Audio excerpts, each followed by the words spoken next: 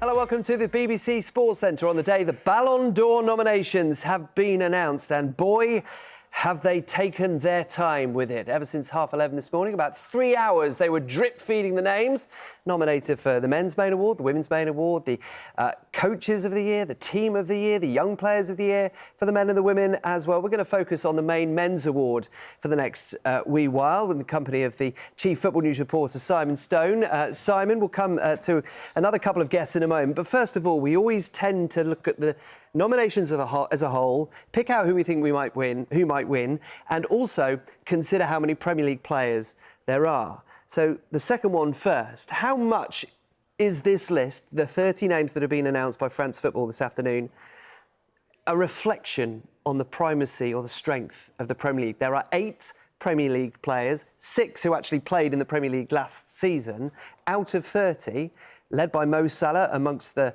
favourites to win this award. Is it important as a gauge for that? It is.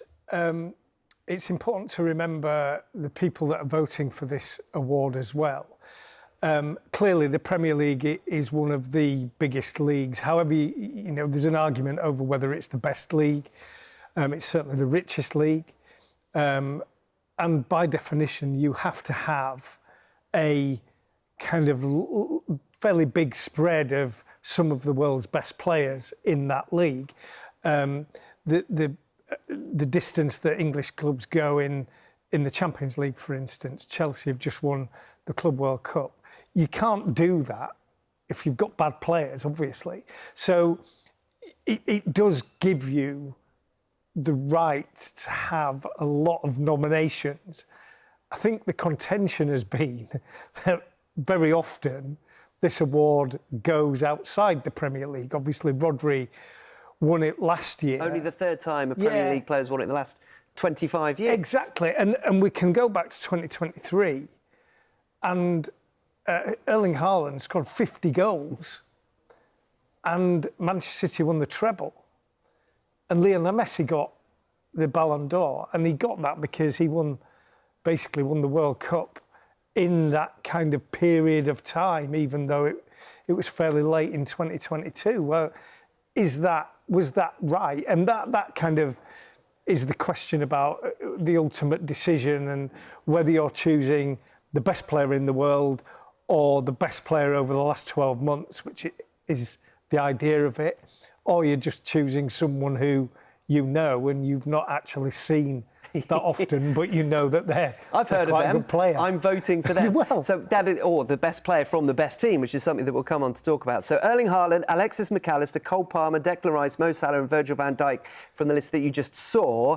But adding to that, Victor Gyökeres and Florian Wirtz, who are obviously newcomers to the Premier League. So let's ask that same question, shall we, to Nicky Bandini, who is joining us, the football writer of note, Nicky, but also, more importantly, the kind of person who could add a wider context to this discussion. Does it matter, just in a numbers game, that there are 6 or 8 now Premier League players involved, and does that reflect upon which league is the best in the world? I mean, I think this debate about which league is the best in the world is something you're never, ever going to get a consensus of, because it depends what you want to set as your parameters. I think, as Sam was just saying, it is the richest league. It is the league that has the most resources. We should expect there to be the most best players in the Premier League. That's a perfectly normal thing to happen. Whether or not a league is the best, I think there's all sorts of things that can go into that. People are going to talk about the kind of football they enjoy, the kind of closeness of the title races and the relegation races, the competitiveness of teams in Europe. And look, on a lot of those measures, the Premier League still comes out really strongly. I'm not trying to do it down, but I do think arguments about the best sometimes get a little bit subjective. And I think that the point that was made is a really big and important one about how we decide what the Ballon d'Or is for, because I can go all the way back to 2010 in my memory as a big one in my mind, because that year Wesley Sneijder joined into led them to, well, he wasn't the only good player on that team, but he was an absolutely fundamental piece in them winning the treble, and then went to a World Cup final. And I thought for the year he'd had, it was a clear-cut Ballon d'Or decision. But it's not about, really, I don't think, for a lot of voters, whether or not someone's had the best year. I think in the end it does still come back to, yeah, but I think that guy's the best, which is why, like Leo Messi and Cristiano Ronaldo, divvied it up between them for so long. Yeah, you get the impression that it is subjective enough to be a question of, that's my favourite player. I don't really care what they did over the last 12 months. Just ask Real Madrid and Vinicius Junior what they think about that subjectivity to the award, because that was what happened last year. Nikki, I'm fascinated. Ousmane Dembele is an odds-on favourite in an era which doesn't have an obvious player like Lionel Messi and Cristiano Ronaldo, who are considered not only in terms of that name recognition, but also in their goal-scoring prowess and their achievements as being the best player in the world, capitalising each first letter of those words. And yet we still, in a wide-open field to most people's eyes, have an odds-on favourite, the PSG striker. Yeah, that's a little surprising, especially when you look at how many great players you could pull out of that Paris Saint-Germain team, just that one team. You could look at that and say, oh, Coutinho had an incredible year. If you wanted to pick someone else, or even someone like Bradley Barcola and Desiree Doué. But he was such a revelation and such a turning point, I think, for Paris Saint-Germain. When you think about the fact he was benched by Luis Enrique at a certain point in the season, then just took off and had this season that I think people have been expecting for him for such a long time. And I still, despite those odds, wouldn't say that I'm sitting here confident that it wouldn't be Lamine Yamal who wins this award, because I think there are going to be a lot of people who look at it and go, yeah, but that's actually the best player. That's the guy who I've watched and was most dazzled by. And you think about how he played, even in defeat in the Champions League semi-final against Inter Milan. He was extraordinary. He was absolutely sensational in that semi-final. So there's going to be definitely some people who vote that way. But in a year where, as you say, we haven't quite got the established certainty, we don't have a prime Leo Messi on the ballot. And perhaps the name that we would have expected to take over from Messi in that regard was Kylian Mbappe. And he definitely had a bit of a disappointing year, I think, by the standards that everyone expected of him in Madrid. I think there is certainly going to be a good chunk of people who go that it is about actually what they did this year, that Dembele had the most sensational year, that he did win everything there was to win domestically and the Champions League. And given how long PSG have been chasing that trophy, what more can you ask? Yeah, Kylian Mbappe is nominated. We will consider the player alphabetically, who was announced just after Kylian Mbappe. We'll come to that in just a moment, because that is certainly one of the talking points of it. But firstly, if the Premier League has 8 players, PSG have 9 just on their own. So if there's not necessarily a consensus about the best player, there might be a consensus about the best team. So let's speak to Djibril Diop, who's a French football journalist. And Djibril, lovely to have you with us. It is a team who, notwithstanding the Club World Cup final, I think most people would have predicted a good deal of nominees from which to come. So in an event of a PSG player winning, do you think it is that standout that Ousmane Dembele is the favourite? Yeah, so he's the odds-on favourite. So obviously PSG has 9 players nominated, so of the starting 11, 9 players. So that's an accomplishment in and of itself. And Dembele is the odds-on favourite. If he wins it, I don't think there'll be much of a controversy compared to last year when Rodri won it. And there was a big outcry from the Madrid fans and obviously from that side of the media, the Spanish side of the media.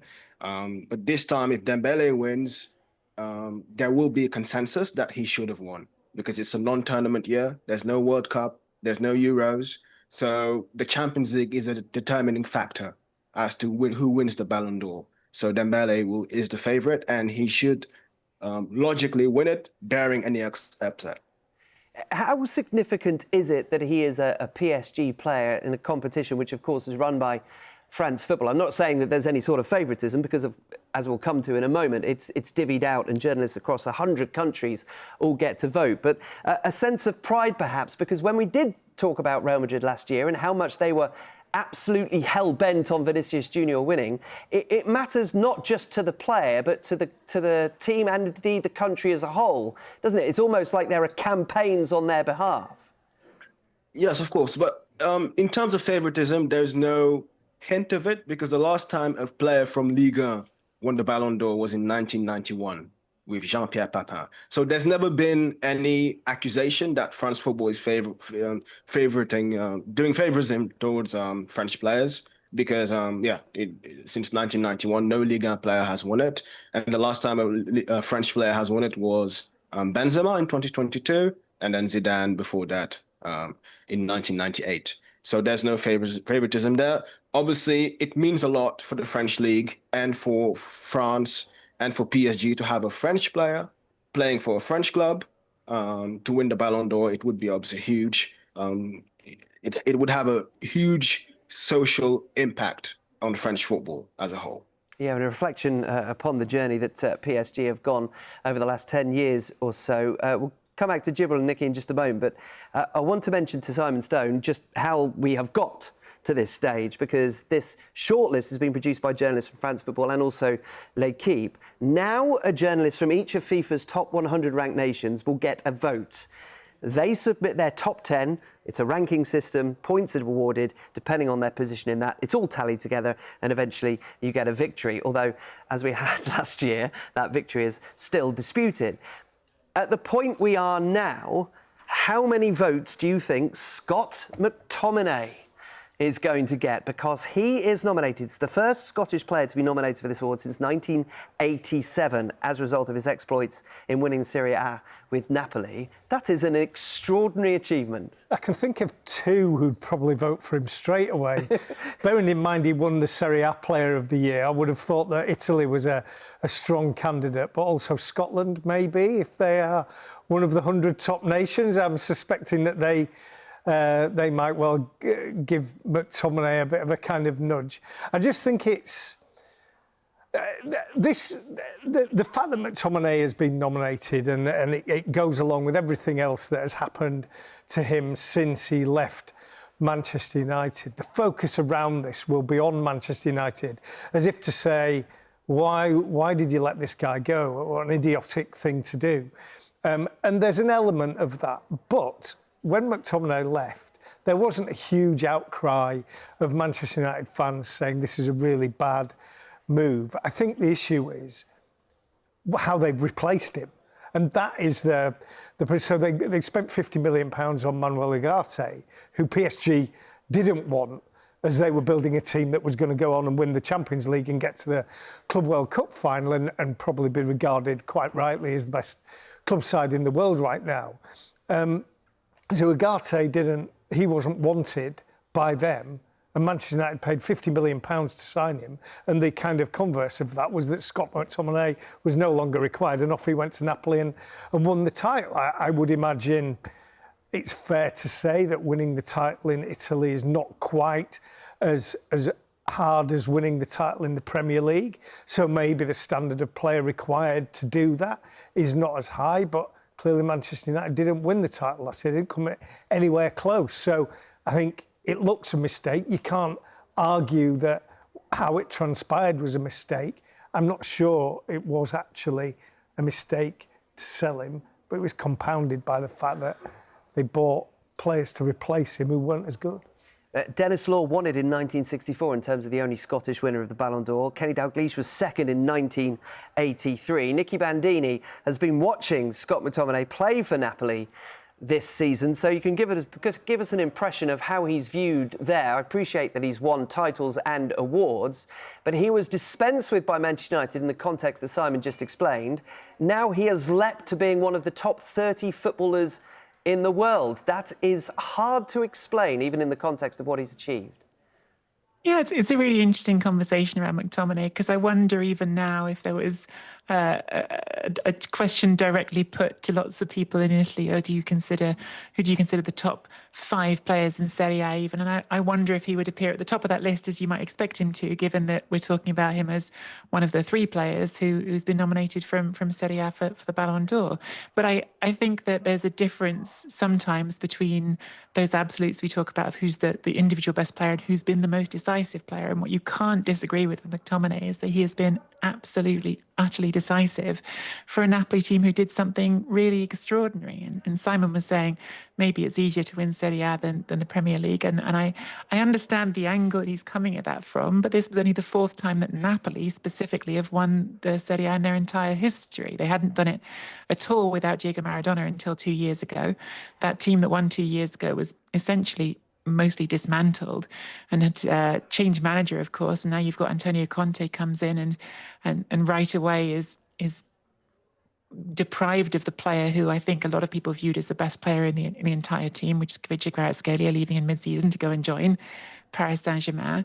And so the whole team, in a sense, became about McTominay and his ability to make these very effective runs from the space behind the attack. And he scored, again, 12 goals this season. Only the second top scorer on the team, wasn't the highest scorer.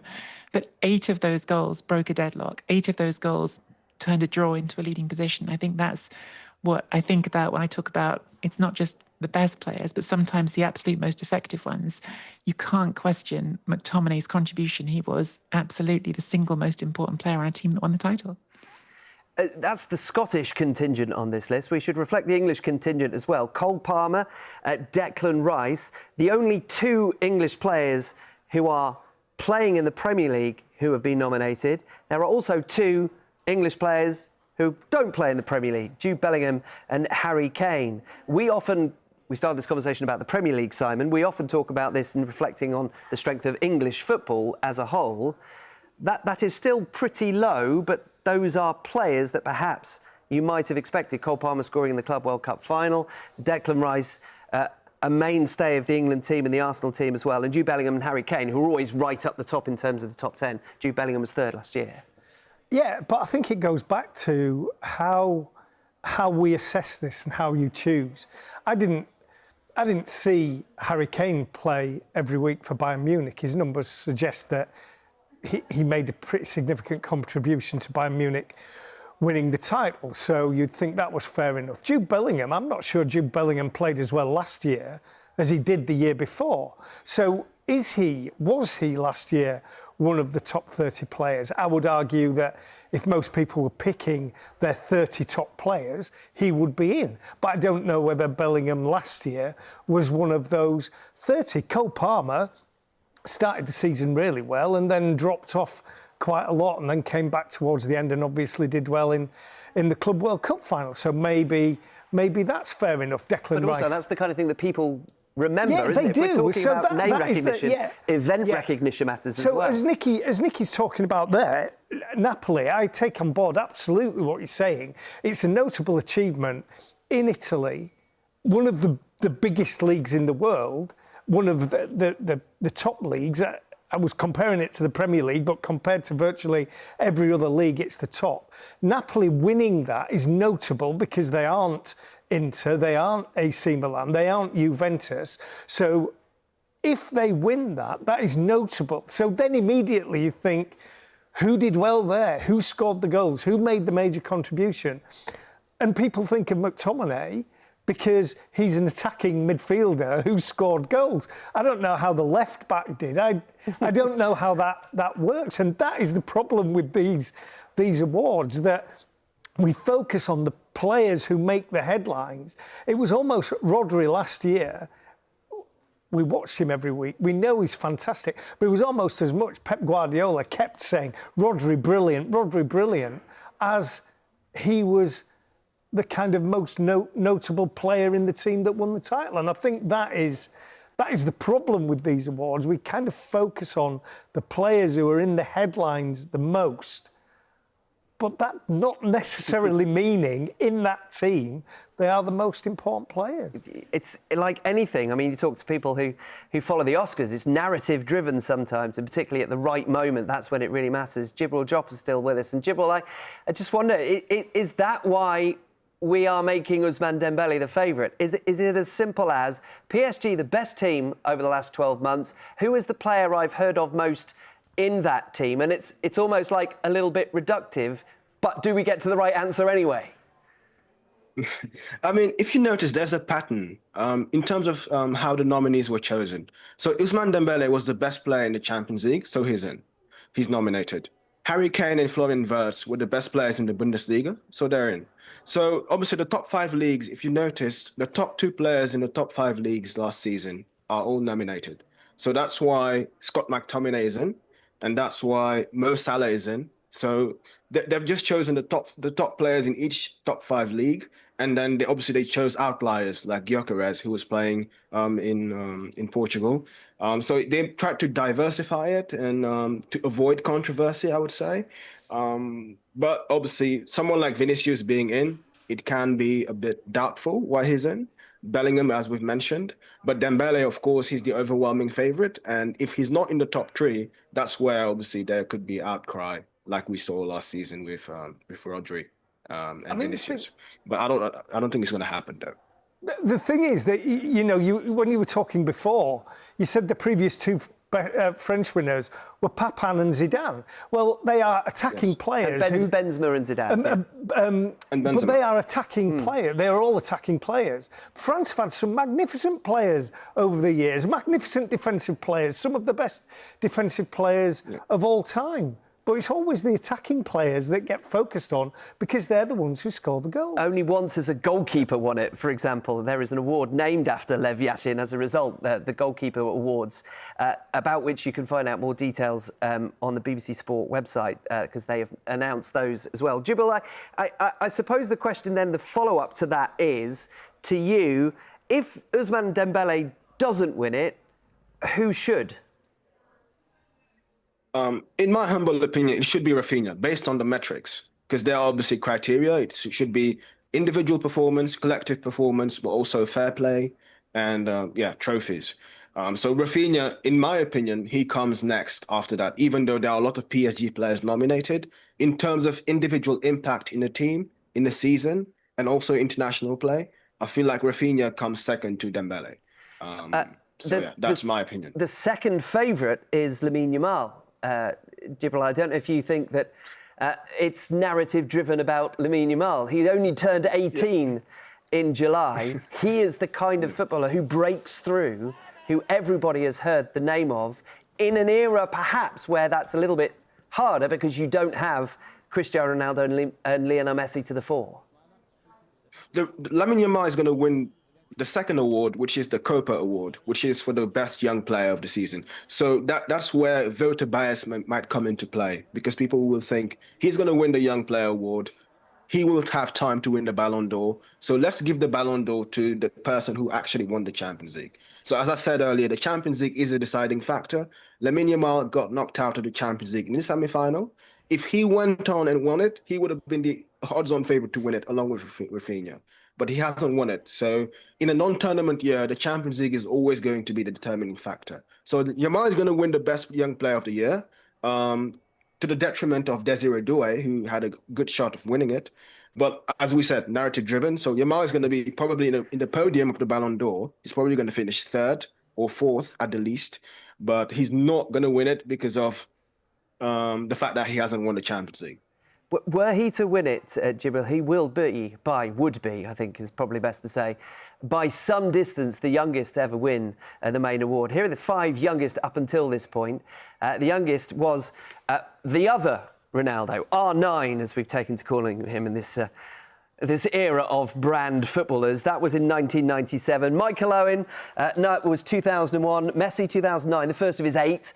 George Best back in 1968 as a 22-year-old no-leg block-in rounds out that top 5. Nicky Bandini is still with us. And Nicky, I suppose the conversation about Lamine Yamal is simply because of what he is able to do at the age he is able to do it. Whether or not that is a strong enough argument for those people voting, I'm not sure, but he's going to be the kind of person who benefits from that perhaps in the future. Yeah, I think you're never... It only brings us back really to where I started the whole conversation, and you can have the same arguments about leagues, you can have the same arguments about footballers. Beauty will always be in the eye of the beholder, and I think there are going to be a lot of voters who do go, well, let's look at the numbers, let's look at how many goals Dembele scored last season, let's look at the trophies that people won, let's look at even drill down into the who showed up in a big match like a final. These are the details I think some people will lean on, but there's always going to be some people who go, yeah, but which of those players do I believe has the softer touch? Which of those players makes me jump out of my seat? And I think for a lot of us this year, Yamal was the guy who made us jump out of our seat over and over again. Part of that is because it's extraordinary that he's doing it at the age he was doing it. Even the players we've been talking about, Leo Messi wasn't doing it at that level at that age. Of course, Messi went on to a level that Yamal still has to prove he can get to. But at that age, no, that was not something that even he was doing. So there's going to be people, I think, who vote for him. But I tend to agree that I think in the end, this year, when there isn't that established sense of, oh, it's got to be one of those two. I do think that people are going to go to the numbers and to the who won what as their first point of reference. I think who won what is very much how you determine certainly the team of the year. If you're nominated, it's because you won something important. To Nikki and to Jibril, thank you ever so much for joining us. Simon, just a final thought. I think we think it's Henry Winter who has the vote for England. We need to find out who's got the vote for Scotland, and we need to get them to tell us who they're going to vote for, which, of course, is never going to happen. Well, they might do, actually. It gets published, doesn't it, when the results come out? I think just going on that, Yamal, he does moments. There are moments in Yamal that you think nobody else can do that, and I think people kind of gravitate towards that. But the biggest game of the calendar is the Champions League final this season. PSG won that game 5-0, and they've beaten virtually every team on their way to that peak, either in the Champions League or in the Club World Cup, and winning in France. And I struggle to see how you don't end up with someone from that side winning it in the end. I say give Simon Stone the vote on behalf of the English football fraternity. I agree with that. No, I'm not surprised. Vote Simon for the vote. Simon Stone, thank you very much indeed. To all of our guests, thank you very much indeed. We could just tell you that if you'd like to follow all the other nominations for what has been announced today, there are 5 Lionesses on the Women's Awards.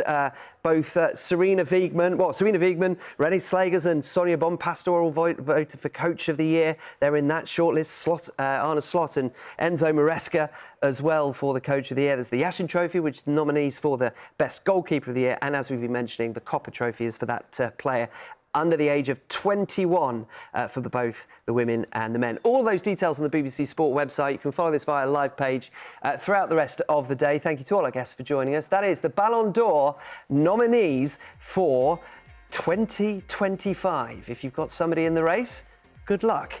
If you're watching, start to bite your nails. Thanks for watching. Bye-bye for now.